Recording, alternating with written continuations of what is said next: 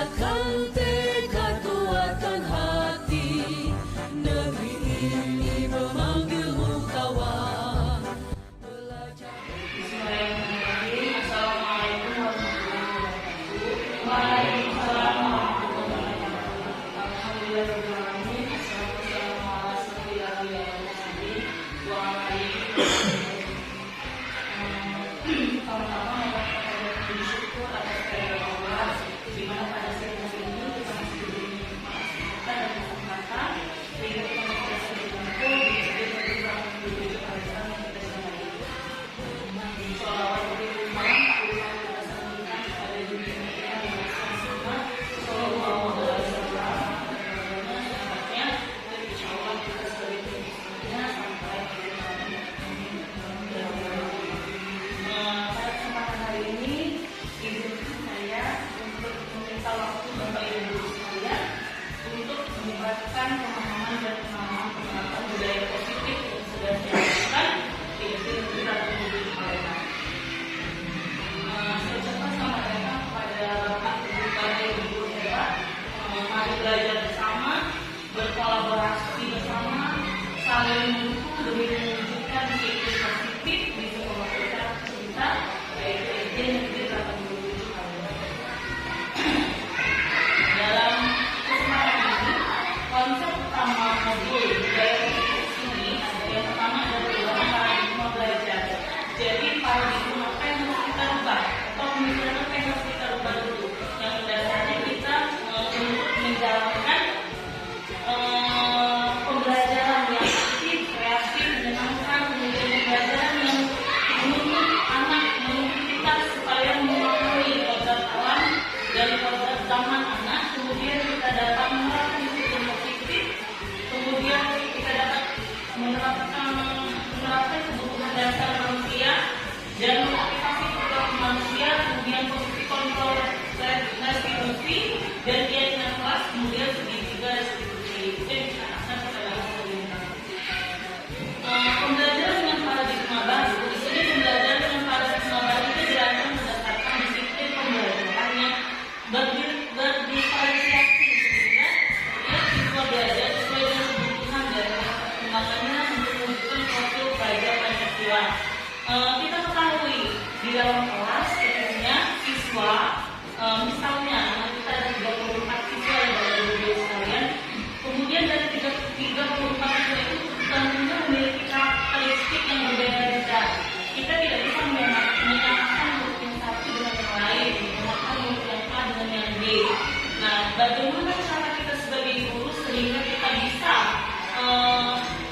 menyamai maksudnya dari 34 siswa itu, bagaimana ilmu yang kita berikan supaya sampai kepada mereka dengan kebutuhan mereka masing-masing. Yang A misalnya kan bukunya ini, yang B bukunya ini. Karena setiap siswa itu kan memiliki pembelajaran yang berbeda-beda. Kemudian disiplin positif. Disiplin positif ini, di sini dalam budaya kita makna kata disiplin itu dimaknai menjadi sesuatu yang dilakukan seseorang pada orang lain untuk mendapatkan kepatuhan. Kita cenderung menghubungkan kata disiplin dengan ketidaknyamanan. Kemudian, positif merupakan salah satu cara untuk menerapkan disiplin yang bertujuan untuk menumbuhkan kesadaran serta memberdayakan anak untuk melakukan sesuatu tanpa sogokan, ancaman maupun hukuman. Ini tentunya menjadi makanan kita sehari-hari ya Bapak Ibu sekalian.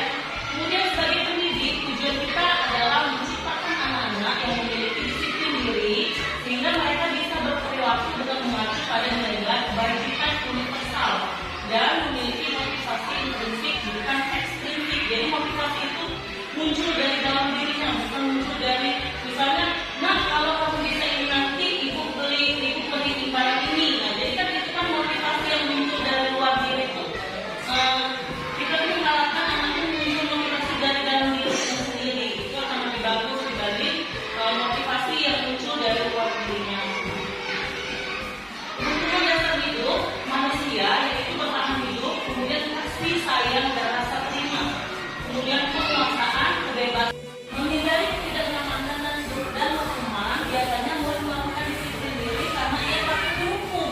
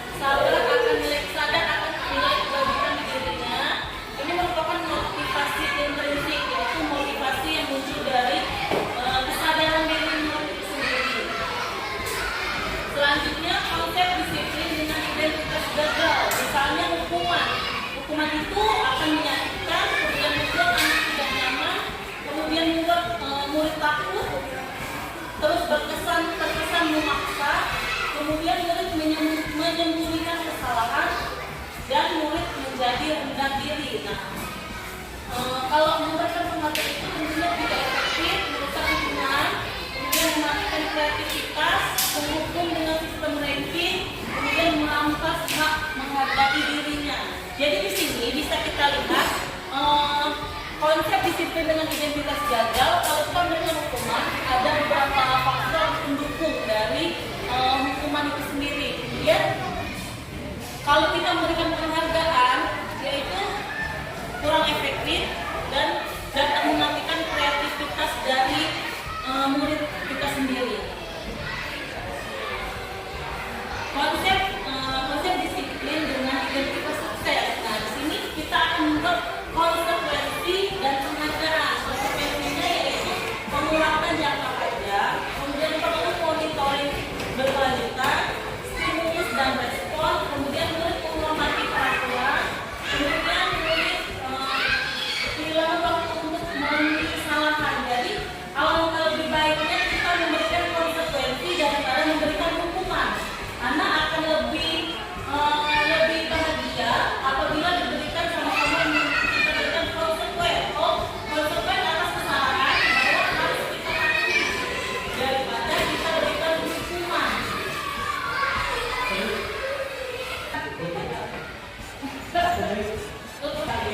Selanjutnya konsep disiplin dengan pendekatan konstitusi. Nah, di sini adalah sebuah cara untuk menanamkan disiplin positif pada murid.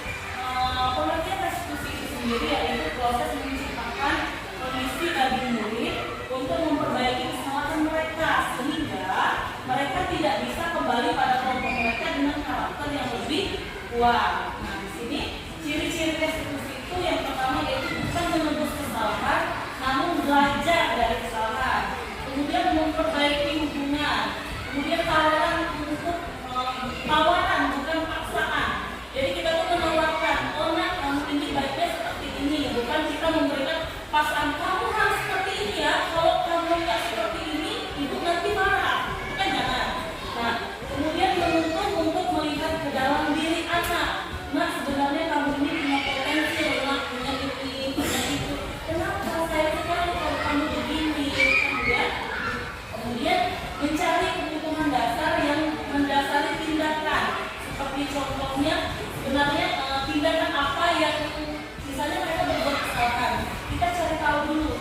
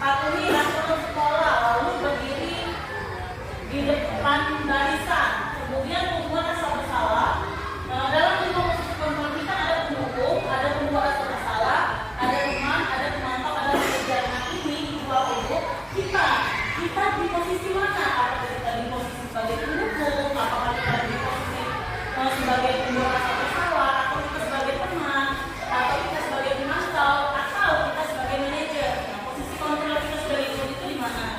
Kalau misalnya di pemukul, misalnya patuhi aturan sekolah, lalu berdiri di depan barisan. Kalau pembuat rasa bersalah, contohnya berapa kali ibu guru harus memberitahu kamu, guru kecewa sama kamu. Kemudian sebagai teman, ayo yang tertib buat guru bangga. Hari ini tidak apa-apa kamu salah, misalnya. Sebagai pemantau, kamu sudah melanggar apa peraturan dan konsekuensinya. Nah, kalau sebagai manajer, kita itu contohnya adalah apakah kamu tahu kesalahanmu, kira-kira bagaimana kamu akan memperbaiki dari kesalahan yang kamu buat. Sebagai contoh ya Bapak Ibu, seandainya siswa tidak memakai sebelum saat upacara bendera. Nah, dari 5 posisi kontrol ini, dalam kita sebagai guru itu sudah menerapkan posisi kontrol yang mana? Apakah itu sebagai guru, apakah sebagai teman, atau sebagai salah. Jadi kita yang bisa nilai diri kita sendiri untuk menerapkan kepada murid kita. Kemudian latihan kelas. Nah, di sini tentunya keyakinan kelas ini harus kita sepakati sebelum mulai pelajaran. Harusnya memang kita membuat dalam kata itu berbeda-beda ya Bapak Ibu keyakinan kelas. Tapi kita biasanya membuat keyakinan kelas pas awal masuk kita buat keyakinan kelas. Keyakinan kelas ini kita buat secara bersama-sama dengan anak. Jadi anak tuh pengennya pernah kita keyakinan kelasnya apa dulu, misalnya bergotong royong dulu, atau tidak boleh terlambat atau apa. Jadi kita sepakati sama-sama Bapak Ibu sekalian. Jadi kalau kita sepakati sama-sama, itu otomatis akan mendasari di diri anak, insya Allah. Nanti kalau seandainya mereka melanggar dalam tanda kutip, kita gali lagi siapa ya yang buat keyakinan kelas, kan kita sendiri. Jadi anak-anak otomatis akan sadar dengan sendirinya. Kalaupun memang belum sadar, itu merupakan sebuah tantangan ya Bapak Ibu sekalian, tantangan yang kita harus hadapi bersama-sama untuk supaya murid kita menjadi murid yang cerdas, berkarakter, sesuai dengan profil pelajar Pancasila. Nah, ini contoh dari kegiatan membuat keyakinan kelas kita semua yang sudah saya terapkan di kelas. Keyakinan kelas itu disadari oleh anak-anak kelas 5 dalam mereka membuat sendiri. Jadi mereka maju ke depan sendiri. Saya meminta satu orang anak untuk membuat keyakinan kelas yang mereka pengennya seperti apa. Jadi mereka saya bebaskan membuat satu keyakinan kelas yang menurut mereka percayai. Kemudian mereka tempel di papan tulis. Kemudian saya pilih kalau yang sama, dan akhirnya kita sama-sama keyakinan kelas di kelas 5 itu. Katanya ini keyakinan kelas di kelas 5 A dan juga mereka. Yang pertama yaitu disiplin waktu, kemudian belajar dengan antusias, semangat dan percaya diri, kemudian saling mengerti tindakan, saling menghormati sesama, saling membantu dan bekerja sama, kemudian menghargai guru atau teman yang sedang berbicara, kemudian selalu menerapkan semua tata cara sopan dan santun. Kalau memang di kenyataannya mungkin ini agak berat ya Bapak Ibu, tapi percayalah anak itu memiliki karakter yang bisa kita bentuk, bisa kita sama-sama mengajak anak untuk menjadi lebih baik lagi. Kemudian di kelas tadi juga membuat keyakinan kelas yaitu gemar membaca dan menulis sehingga menerapkan budaya literasi. Nah, bagaimana tentunya kan tanya ya, bagaimana kita membentuk keyakinan kelas di kelas itu sendiri? Yang pertama itu lebih abstrak dari peraturan. Kalau peraturan dibuat oleh sekolah, tapi kalau di kelas kita harus ada keyakinan. Jadi keyakinan itu yang mendasari diri murid itu sekalian. Kemudian berupa pernyataan universal. Kemudian dibuat dalam bentuk positif. Tidak boleh ada kata jangan Bapak Ibu sekalian. Jangan ribut di kelas, itu tidak boleh karena kita harus menggunakan kalimat dalam bentuk positif.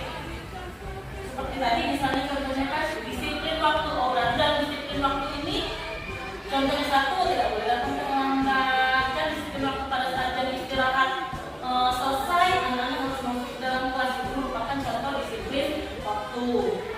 Kemudian berpikir saja agar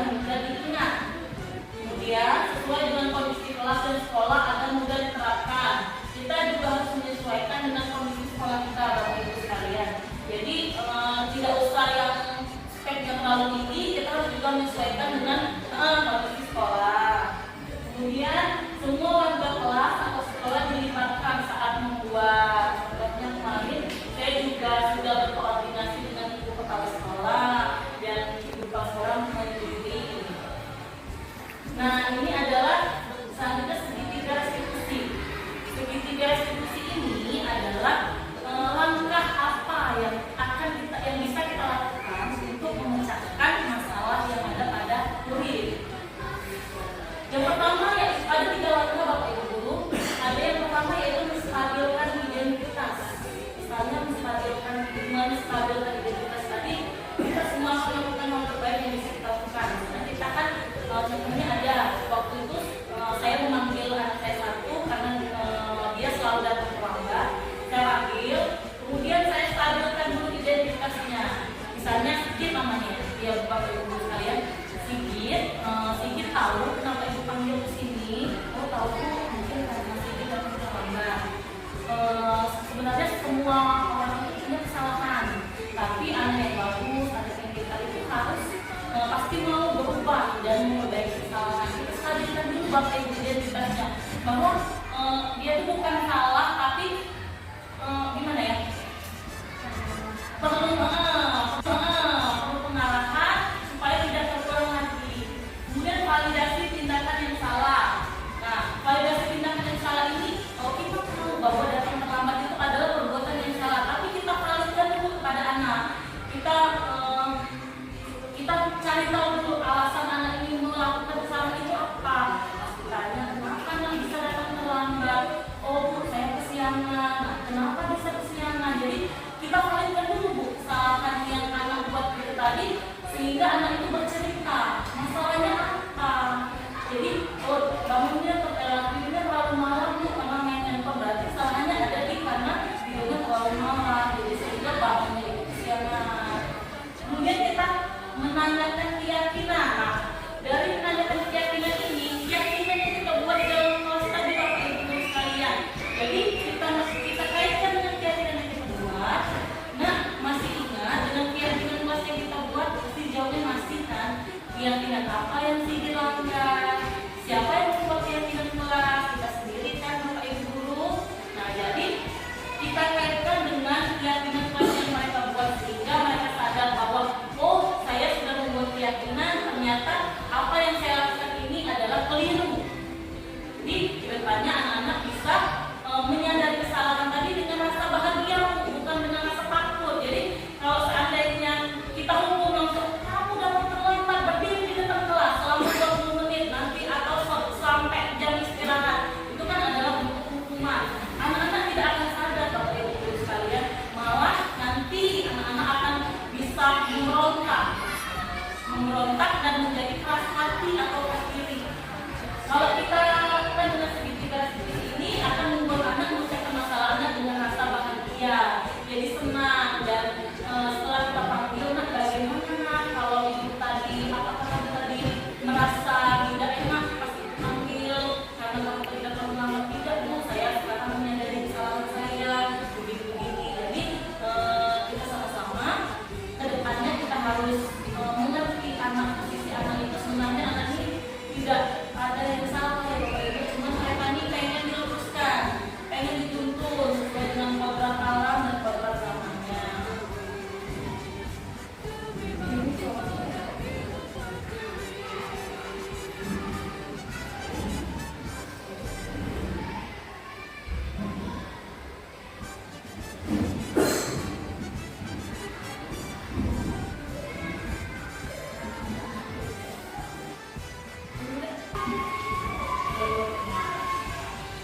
Nah, jadi ini Bapak Ibu sekalian contoh penerapan segitiga restitusi terhadap anak yang mempunyai masalah. Lanjut ya. Nah, ini adalah salah satu contoh penerapan segitiga restitusi yang pernah saya lakukan kepada saya yang ada masalah.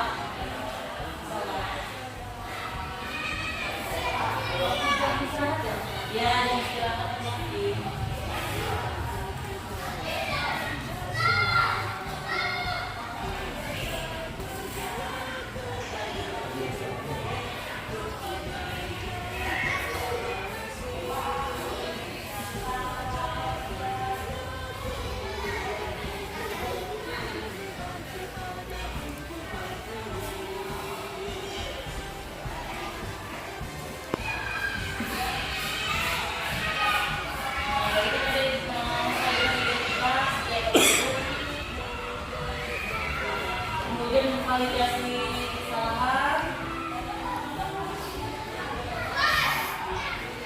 Terus yang terakhir kita akan tanyakan keyakinan dari presentasi kita buat.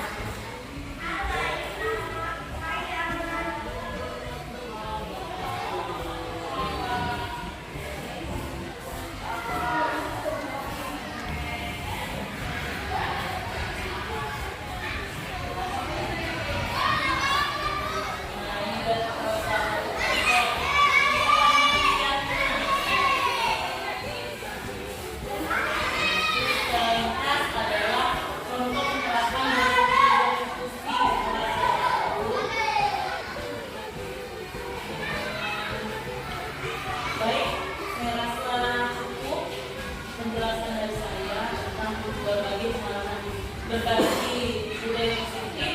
Jadi kita bisa menerapkan budaya positif itu di sekolah kita. Jadi kita bersama-sama secara berkolaborasi, berkoordinasi dengan kepala sekolah, kemudian kita bersama-sama untuk menerapkan budaya positif. Juga apa yang menjadi visi dari yang akan kita capai itu bisa terwujud. Kemudian kemarin juga kita sudah berdiskusi tentang visi sekolah, perubahan visi sekolah, dan sama-sama sudah kita sepakati. Tujuan kita sebenarnya adalah mencapai visi tadi supaya dengan baik itu seperti apa. Nah di sini tugas kita sebagai guru adalah bersama-sama untuk menerapkan budaya positif di sekolah kita, di kelas kita khususnya. Jadi kalau seandainya ada masalah kita bicarakan bersama-sama. Kalau ada solusi atau hambatan itu adalah tantangan yang harus kita lewati bersama. Tantangan itu tidak menjadikan kita lebih buruk, malah menjadikan kita lebih baik. Sampai sini ada yang ingin Bapak Ibu tanyakan? Mengingat sudah selesai saya paparkan mengenai hal positif atau sisi positif yang sudah saya sampaikan. Bagaimana Bapak Ibu? Ya sudah, kalau seandainya ada masukan atau pertanyaan lagi bisa kita bahas setelah sesi ini. Saya akhiri dulu. Terima kasih saya ucapkan kepada Ibu Kepala Sekolah yang mewakili wakil kepala sekolah, dan saya ucapkan banyak terima kasih kepada Bapak Ibu guru hebat, Bapak Ibu guru yang semangat, yang baik, yang sudah merelakan memberikan waktunya untuk saya untuk kita berbagi pengalaman baik, berbagi hal positif, sehingga kita untuk menjadi perubahan di sekolah kita supaya sekolah kita lebih baik lagi ke depannya. Tidak bisa bergerak satu orang itu, tapi kita harus bergerak bersama-sama untuk mencapai tujuan yang kita inginkan. Kalau seandainya misalnya ibu masih saja yang bergerak tidak bisa, atau kamu saja yang bergerak tidak bisa, atau saya bergerak tapi semua warga sekolah tidak mau bergerak juga tidak bisa. Artinya omong kosong, tidak besar. Jadi itu tugas kita bersama-sama untuk mencapai tujuan dari sekolah kita supaya lebih baik lagi. Terima kasih Bapak Ibu guru hebat. Saya akhiri. Wassalamualaikum warahmatullahi wabarakatuh. Waalaikumsalam.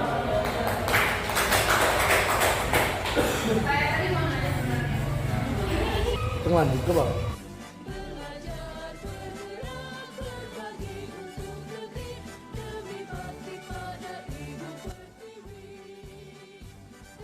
Assalamualaikum warahmatullahi wabarakatuh. Saya Dina Rahmadani SPD SD, Wakil Kepala SD Negeri 87 Palembang, tempat di mana Ibu Siti Fatimah mengajar. Saya bangga dengan Bapak Ibu Guru SD Negeri 87 Palembang yang mempunyai kinerja dan etos kerja yang tinggi, khususnya kepada Ibu Siti Fatimah yang lolos atau masuk menjadi calon guru penggerak, bergerak, tergerak, dan menggerakkan. Diseminasi pengimbasan yang dipaparkan oleh Ibu Siti Fatimah merupakan aksi nyata dalam program guru penggerak. Mudah-mudahan pengimbasan bersifat permanen. Diseminasi yang dilakukan Ibu Siti Fatimah akan menjadi contoh dalam motivasi Bapak Ibu Guru SD Negeri 87 Palembang yang akan meningkatkan motivasi siswa dan budaya positif di sekolah. Demikianlah yang dapat saya sampaikan. Wabillahi taufiq wal hidayah. Wassalamualaikum warahmatullahi wabarakatuh. Assalamualaikum warahmatullahi wabarakatuh. Perkenalkan, nama saya Novi Dirjojoko Susanto dari kelas 4A di SD Negeri 87 Palembang. Saya adalah salah satu rekan dari Ibu Siti Fatimah. Menurut saya, diseminasi yang dilakukan Ibu Siti Fatimah sangatlah bagus untuk diterapkan di sekolahan ini. Saya mendukung penuh, terutama mengenai disiplin positif untuk siswa, mengingat masih banyak siswa yang disiplin, tetapi masih termotivasi dari motivasi ekstrinsik. Kemudian, saya pribadi mengucapkan terima kasih kepada Ibu Siti Fatimah karena saya telah mendapatkan pembelajaran baru tentang posisi kontrol kita di mana. Apakah sebagai pemberi hukuman, teman, pemantau, atau sebagai manajer. Serta saya dan rekan lain juga tahu bagaimana penerapan disiplin positif di sekolahan, sehingga dapat membentuk anak-anak yang disiplin, termotivasi dari dalam dirinya sendiri. Terima kasih.